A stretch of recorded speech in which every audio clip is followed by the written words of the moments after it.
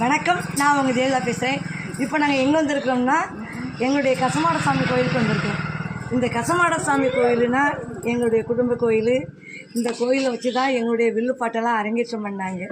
இந்த கோவில் என்னென்னா, எவ்வளவு தான் வசதி வந்தாலும் சரி, எங்கள் சுவாமி ஓலைக்கடியாக தான் இருப்பாங்க. நீங்கள் நல்லா பாருங்கள், தெரியும்.